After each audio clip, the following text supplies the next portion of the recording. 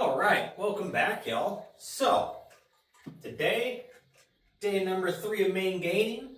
It's going to be our first heavy back day.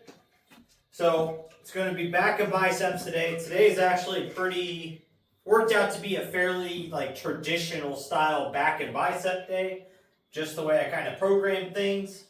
So, it's going to start with deadlifts. That is our heavy compound movement for it being the heavy back day. We're going to go 135, 225, 275, 315, 365. Just pulling all of them for 3 reps. Not crazy high volume. We're doing our heavy compound days in reps of 3s.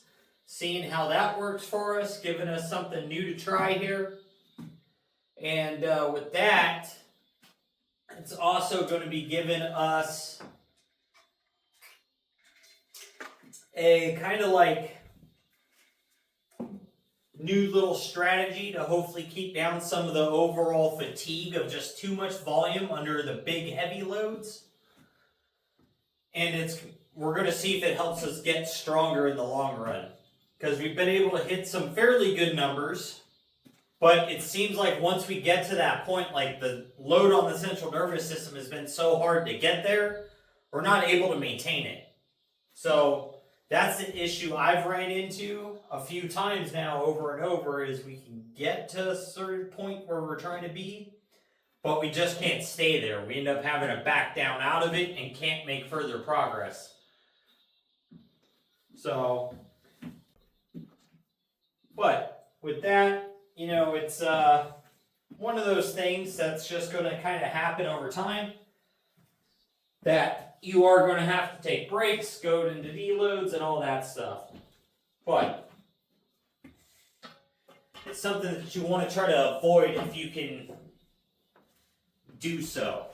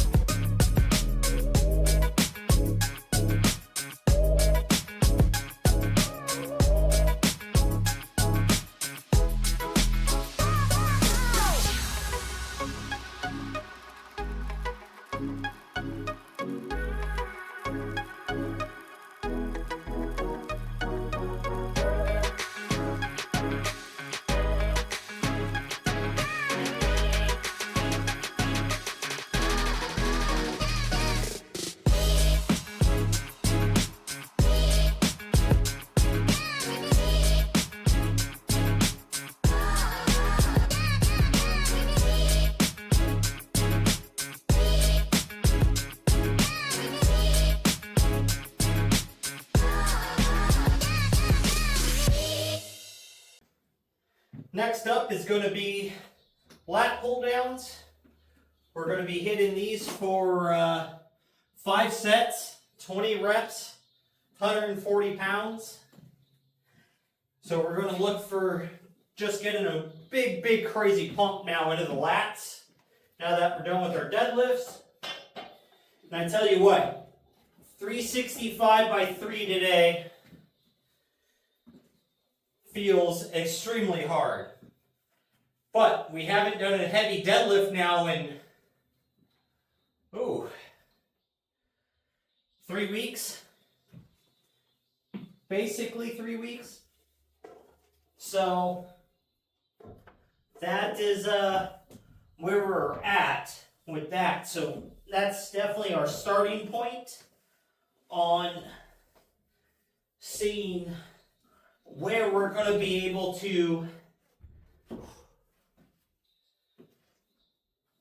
base our training reps for the rest of our deadlift sessions. So next week we'll go ahead and we'll pull 365. If it feels really good at 365 for 3 and not so taxing, we'll go ahead and we'll add 10 pounds to that, to 375, and see if we could hit 3 more reps. And then that'll be the way we'll progress on those. I'm thinking 10-pound jumps should be fine, but maybe we'll just do 5 pounds. I do have the 2.5, so I can do it.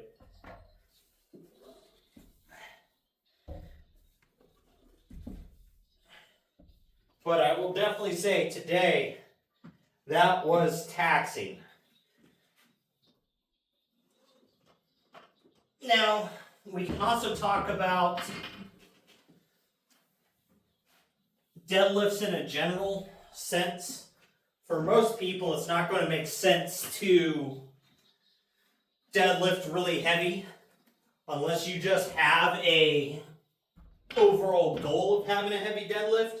But if it's in your training and you just are doing it because it's programmed there or you think you need to do it, you don't need to do deadlifts. You could replace them with rack pulls, which is a lot of it safer. Trap bar deadlifts, so you're not so deep and it puts you in a more upright position, which is a lot safer. Because deadlifts themselves, on a bodybuilding perspective, is a lot of risk for not a lot of reward. But as for strongman and powerlifting, you're going to be deadlifting. That's your goal there. Me, I have a goal to lift 500 pounds. So because of that, I am going to be deadlifting and working towards that goal. So the last current 1 rep was 420 pounds, and that was about 5 weeks ago. And then we kind of went into deload after we missed our next deadlift, and then we took a week off, and now we're starting a new training block. But for the average person, I think you should deadlift to at least be able to pull 1.5 times your body weight, just to have some sort of basic lifting strength, be able to pick something up. Because it is overall going to keep your back stronger, add some mobility and some stabilization overall to your body by building some stronger spinal erectors, your traps, your shoulders, your lats, your grip strength, your quads, your hamstrings, your glutes. All of it's incorporated into pulling that deadlift. But for the most part, that will keep most people down under a point of hurting themselves, because most people get hurt from a deadlift when the weights start exceeding, I would say 1.5 times people's body weights. Because if you're a 200-pound dude, you should be able to fairly easily deadlift 300 pounds if you've already been training for a year. It's not hard to get to that point. So I'm pretty sure that would be a good hey, the average dude should be able to deadlift 315. The average chick, 225 to 275 is probably going to be their average range to look to achieve, to just be in a healthy, strong situation.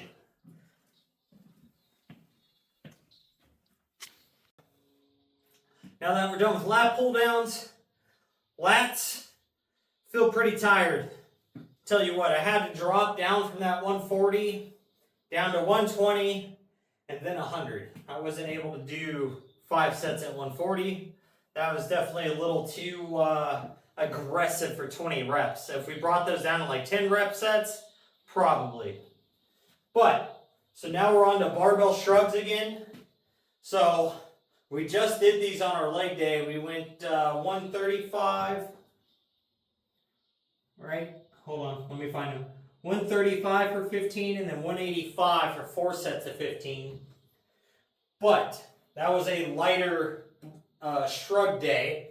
So now we're going to have a heavier shrug day, which is going to go 135 for 10, 185 for 10, and then 225 for 3 sets of 10, bringing that total weight up another 40 pounds for those top 3 sets.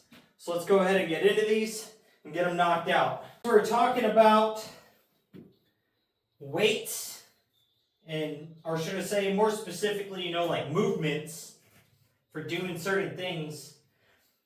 There is some movements that people just like doing versus others, whether there's a risk or not involved in it. So it really comes down to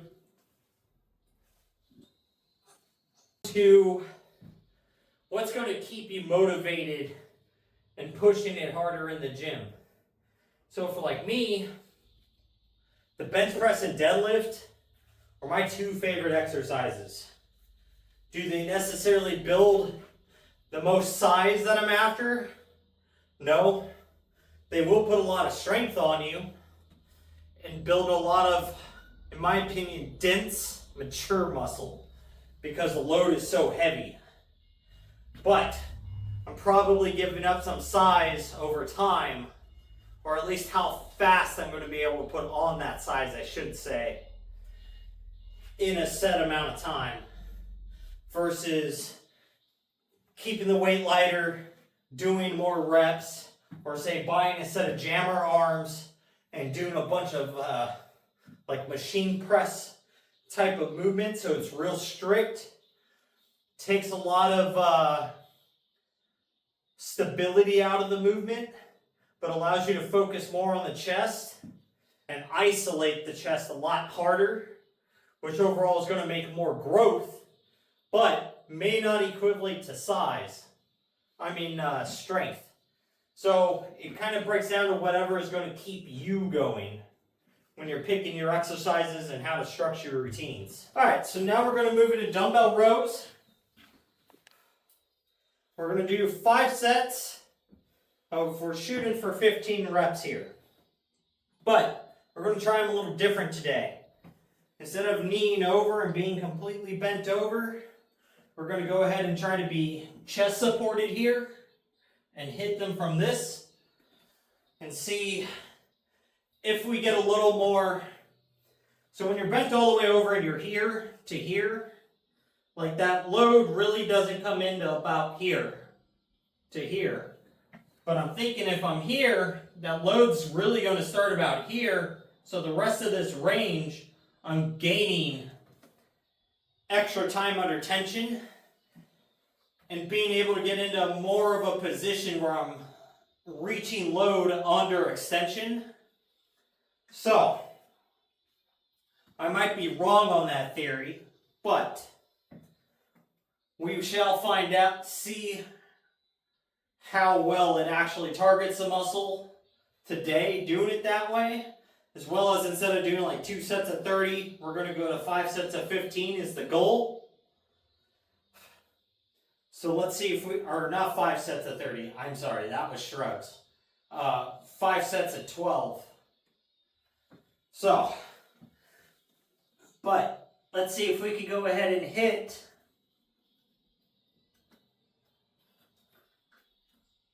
sets of 15 this way.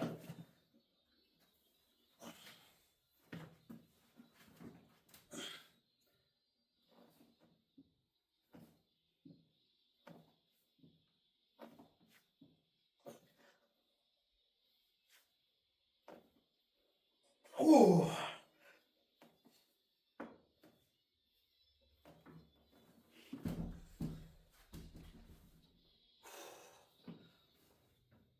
I actually don't think I like that. The way I can feel it in my lower back versus just completely bent over. I'm not sure I like that. I'll hit it on my left side real fast, but then the next 4 sets we're going to go ahead and drop the bench flat and do them how we've been doing them, because that truthfully doesn't feel very good in that position.